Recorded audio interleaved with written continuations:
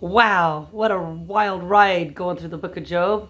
We are now in the last chapter, chapter 42 in the book of Job.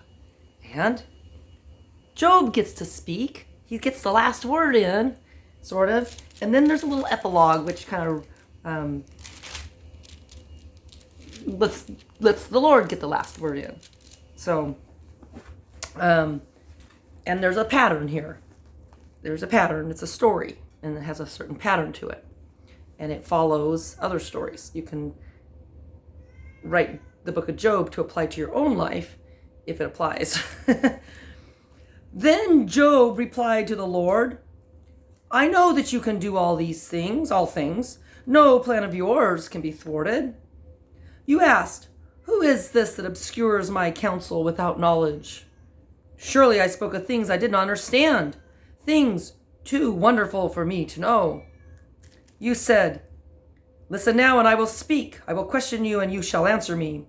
My ears had heard of you, but now my eyes have seen you. Therefore, I despise myself and repent in dust and ashes.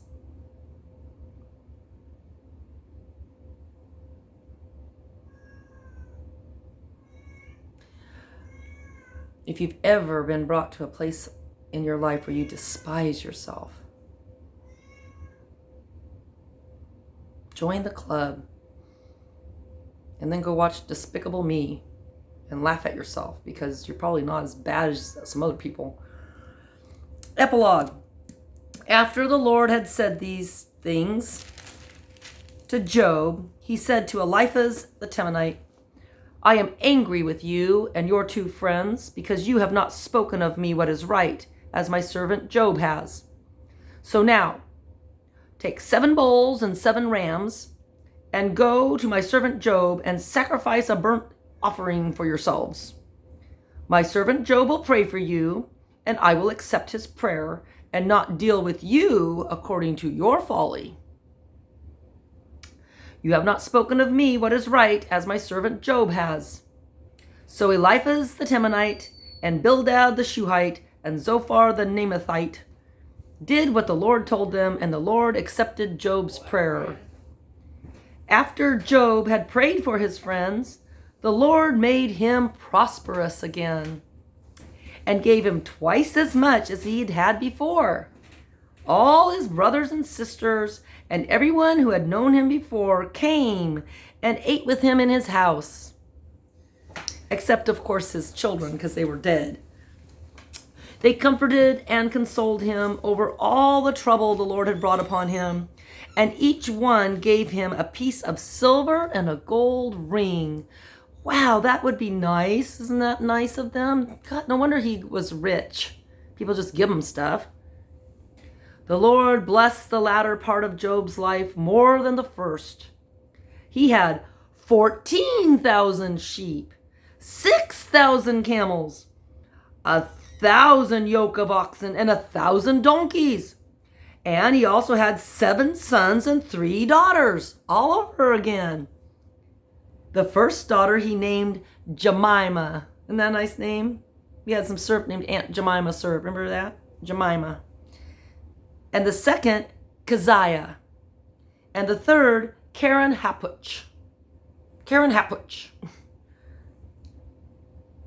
Why mention the women now? Why mention the daughters now? And did he get a new wife that didn't want him to die? Nowhere in all the land were there found women as beautiful as Job's daughters. And their father granted them an inheritance along with their brothers. That's nice.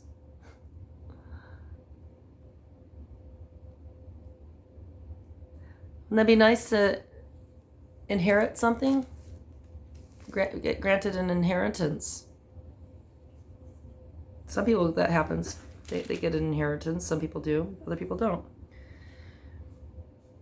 After this, Job lived 140 years. He saw his children and their children to the 4th generation. And so he died old and full of years. Wow. So, Jemima means dove, Keziah means cinnamon, and Karen Hapuch. What an ugly name. Sorry, Karen's not that bad of a name, but Hapuch? Karen Hapuch? I'm glad I wasn't named that. It means container of antimony. And that is a highly prized eyeshadow.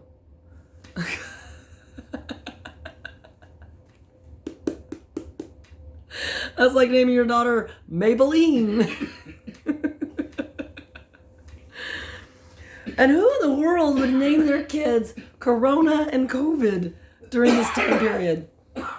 COVID and Corona. That's like naming them Death and Destruction. I just still don't get that. People, they've got bad name pickers on them.